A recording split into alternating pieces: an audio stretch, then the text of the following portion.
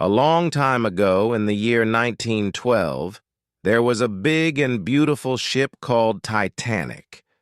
It was the largest ship in the world. The ship was new, and everyone said it was the strongest ship ever built.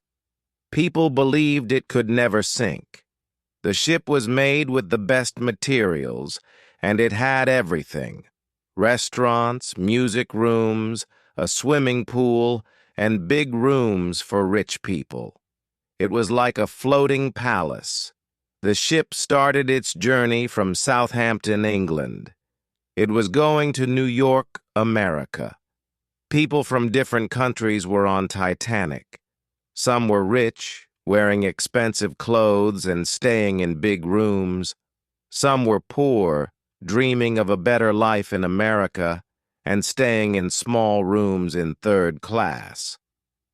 On the day Titanic left England, thousands of people stood near the dock waving goodbye.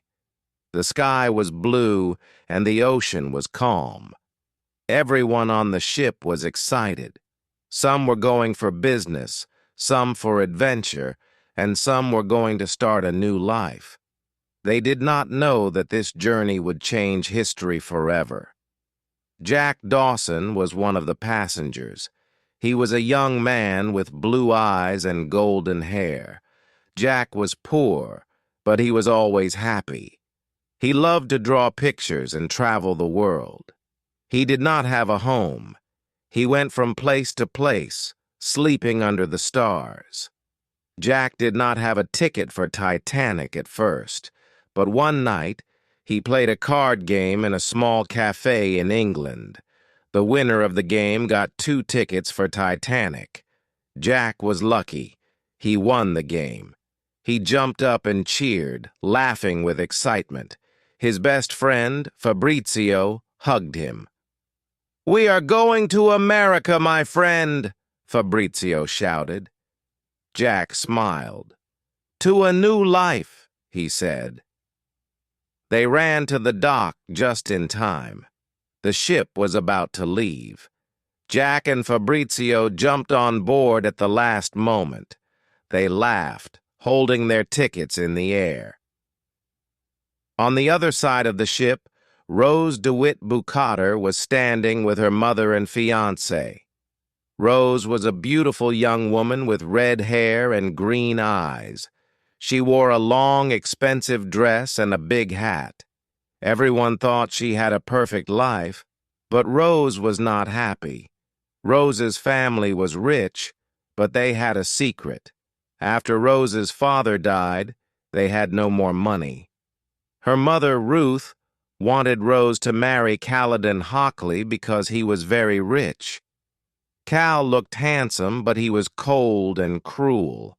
He treated Rose like a thing he owned. As Titanic moved away from the dock, Rose looked at the water. She felt like a bird in a cage. She did not love Cal. She did not want to marry him. She wanted to be free. Jack and Fabrizio ran to the front of the ship. Jack climbed on the railing and spread his arms. The wind blew through his hair. He shouted, "I'm the king of the world!" Fabrizio laughed and cheered with him. For Jack, Titanic was a ship of dreams. But for Rose, it was a prison. That night, the rich people had dinner in the grand dining hall. The room was full of gold decorations, bright chandeliers, and soft music. Rose sat next to Cal, wearing a beautiful dress. The people at the table talked about money and business. Rose felt bored and trapped. She looked across the table at Cal. His smile was fake. His hands were tight around his glass. He wanted to control her life. After dinner, Rose walked to the back of the ship. The sky was dark, and the ocean was deep and endless. She held the railing and looked down. The cold wind touched her face. She closed her eyes. She wanted to jump. Her heart was full of pain. She did not want to live this life. She thought, If I jump, I will be free. Just then she heard a soft voice behind her. Don't do it, the voice said. She turned around. A young man stood there. He had messy golden hair and kind blue eyes. It was Jack. What do you care? Rose said. Her voice was full of anger and sadness. Jack took a step closer. I care, he said, because I don't think you really want to do this. Rose looked at the water again. It was black and endless. She felt dizzy. Jack slowly walked toward her. It's very cold, he said. If you jump, it will feel like 1,000 knives cutting into your skin. Rose took a deep breath. Her heart was beating fast. She felt scared. Jack reached out his hand. Take my hand, he said. I won't let go. Rose looked at him. His eyes were gentle and warm. He was a stranger, but she felt like she could trust him. Slowly, she reached out. Jack held her hand tight and helped her step back onto the deck. But suddenly, her dress got stuck on the railing. She lost her balance and screamed. She started to fall. Jack grabbed her quickly. I've got you, he said. Rose held onto him tightly. Her heart was racing. Jack pulled her to safety. They fell onto the deck together. Jack was on top of Rose, still holding her hands. Just then, some sailors ran toward them. They saw Rose on the ground and Jack holding her. What's going on here? One sailor asked. Rose took a deep breath. She looked at Jack. He had saved her life. But she didn't want anyone to know she was going to jump. She didn't want to explain. So she lied. I was leaning over the railing to see the stars and I slipped, she said. This man saved me. Cal and Ruth arrived. Cal looked angry. What were you doing with him? He asked Rose. He saved me, Rose said. Cal turned to the sailors. Give him a reward. Jack shook his head. I don't need a reward, he said. Cal smiled coldly. Then join us for dinner tomorrow, he said. A man who saved my fiancée should be treated well. Jack looked at Rose.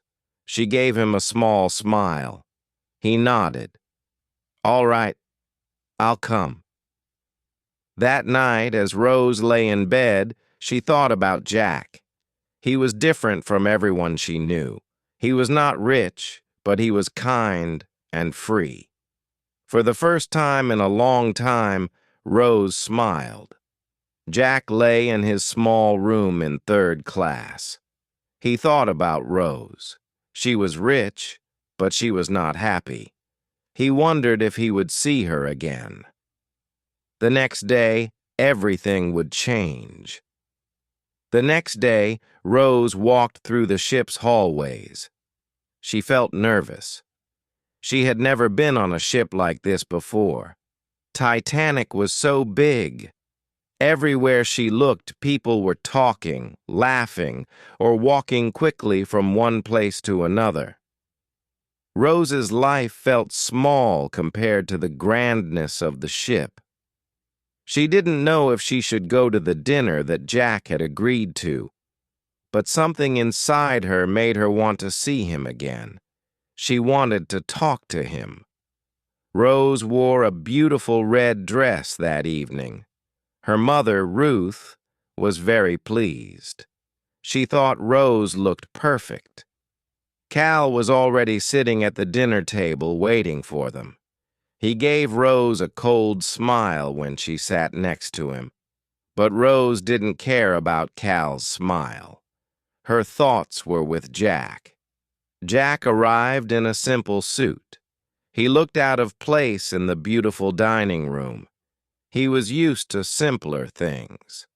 but Rose saw the way his eyes sparkled when he looked around. For a moment, she saw that he was excited to be there, even though he felt out of place. When Jack sat down, Cal gave him a strange look. "So, you're a painter?" Cal asked, his voice full of suspicion. "Do you make money with your art?" Jack smiled, but his smile was not fake. It was real. "I don't make much," he said, looking at Rose, "but I enjoy it. I draw because it makes me happy.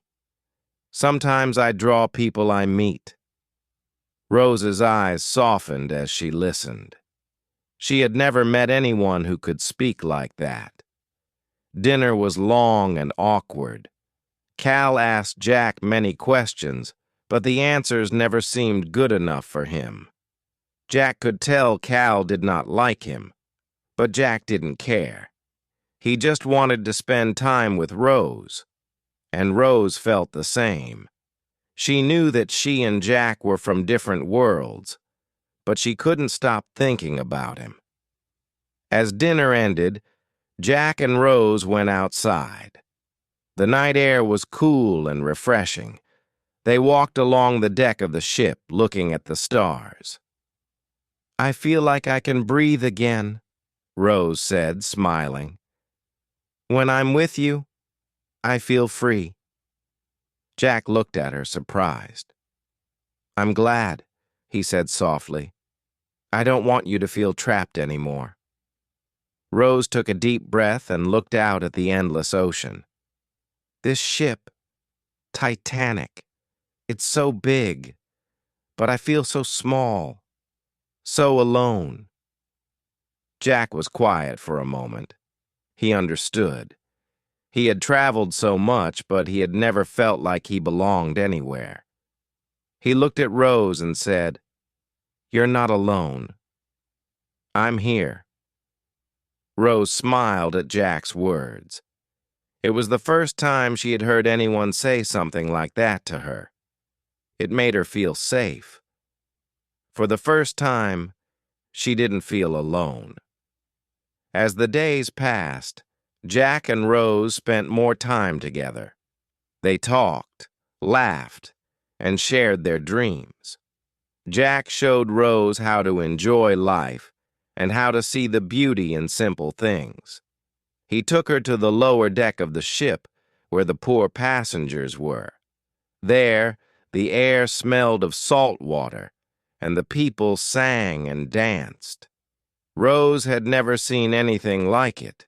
She was used to fancy parties with rich people, but Jack's world felt real. It was full of laughter and joy. Jack even took Rose to the bow of the ship, the very front of the Titanic. "Come on," he said, holding her hand. "Let's pretend we're flying."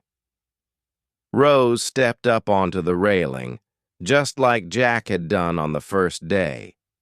She stretched her arms out and felt the wind in her hair. She closed her eyes, and for the first time, she felt free. "I'm flying!" she laughed, her heart full of joy. Jack stood behind her, holding her to make sure she was safe. "You are flying, Rose," he said. "You are free." Rose's heart fluttered. She had never felt this way before. But as much as she was falling for Jack, her mother and Cal were growing more worried. Ruth didn't like the way Rose was acting around Jack. She wanted Rose to marry Cal. Ruth said it was the only way to save their family. She didn't care if Rose loved him. Ruth only cared about the money Cal could give them. One day, Ruth confronted Rose. "You must stop seeing that boy," Ruth said sharply. "You don't know what he is like. He is poor. He doesn't care about you." Rose looked at her mother. She was angry, but she didn't say anything. She knew her mother was only thinking about money. "Do you think I don't know that?" Rose said quietly. "But I don't care, Mother. I care about being happy, and I think I can be happy with Jack." Ruth looked at her daughter, shocked. She didn't understand. But Rose didn't care anymore. She wanted to be free. But Rose wasn't the only one who felt trapped. Jack and Rose's love was growing stronger every day. They spent hours together, talking about their dreams and hopes for the future. But they both knew the truth. They were from different worlds. They could never be together. Rose was rich. Jack was poor. Rose was going to marry Cal. Jack had nothing to offer her except love. Then one night, disaster struck. Titanic hit an iceberg. At first, no one knew what was happening. People didn't believe the ship could sink. They thought the ship was too big, too strong to ever go down. But then, the shocking truth came. The ship was sinking. The water started to flood into the lower decks. People began to panic. Jack and Rose were separated. Rose was running with her mother and Cal, but she couldn't leave Jack behind. She needed him. She ran back to the deck, calling his name. "Jack! Jack!" Finally, she found him. He was trying to help people get into the lifeboats, but there were too few. "Rose!" Jack shouted when he saw her. "You have to get in a lifeboat. It's too dangerous here." Rose shook her head. "I'm not leaving you," she cried. But Jack knew what was coming. The ship was sinking quickly. People were screaming. The ship tilted as the water kept rising. "I'll be okay," Jack said, trying to calm her. "You have to get on a boat. I'll be all right." But Rose would not leave him. She grabbed his hand. "I can't live without you," she said. "We will be together.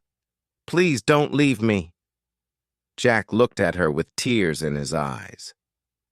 "You have to promise me something. Promise me you'll live. Promise me you'll be happy. Please, Rose, live your life. You are strong. Don't let this moment end your life." Rose hugged Jack tightly, crying. She promised him she would live. But the ship was sinking fast. As the cold sea swallowed the ship, Jack and Rose were thrown into the water. The icy cold made it hard to breathe. Jack helped Rose onto a piece of wood. There was not enough room for him on it, but he told her to hang on. He stayed in the cold water, holding on to her. Jack looked at Rose with a gentle smile. "You will be okay," he said. "I know you will." Rose kissed his hand. "I will never forget you," she whispered. Jack closed his eyes, and his hand slipped from hers. He was gone. Rose screamed, but there was nothing she could do. The ship had sunk, and now Jack was gone. She was saved by a lifeboat and taken to another ship, the Carpathia. But Rose's heart was broken. She had lost Jack forever. Years later, Rose was an old woman. She still loved Jack. She had lived her life, just like he asked her to.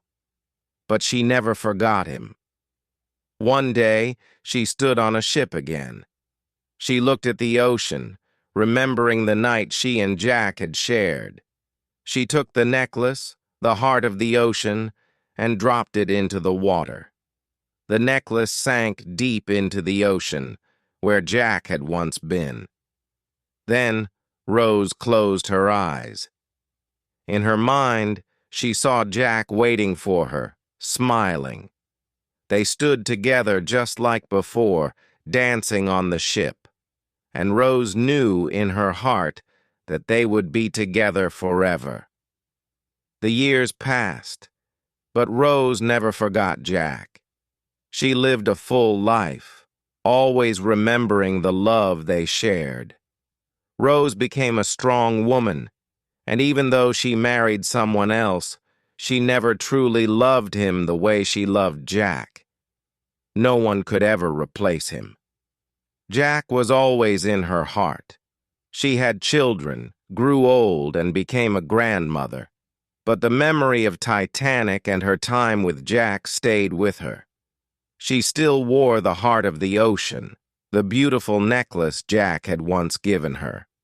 It was a reminder of him, a reminder of that night, that love that was pure and unforgettable. As an old woman, Rose went back to the place where she had first met Jack, back to the ocean. She went on another ship this time, alone. She stood at the edge of the ship, just as she had done with Jack many years ago. She looked out at the ocean, remembering how Jack had made her feel so free, so loved. She felt that same freedom again in the quiet moments, just looking out at the waves. Her heart was heavy with love, pain, and memories, but she had lived a life she had promised Jack she would live. She had lived without regret, and that made her smile. At the edge of the ship, Rose took the heart of the ocean necklace in her hand. She held it tightly, looking at it one last time. She thought of Jack, his smile, his words, and everything they had shared. Then, with tears in her eyes, she opened her hand and dropped the necklace into the ocean. She watched it sink into the deep water, just like the Titanic had. She watched it disappear into the past. As the necklace disappeared, Rose smiled through her tears. She knew that Jack would always be with her in her heart. The love they had was strong. It would never die. In her mind, she imagined Jack standing there with her, waiting for her. He smiled at her, and she knew that one day they would be together again. And they would be free, together, for all eternity. And then, Rose closed her eyes and took a deep breath. She was at peace. She had lived a beautiful life, and she had loved deeply. Jack was with her always, and that love would never fade. It was forever.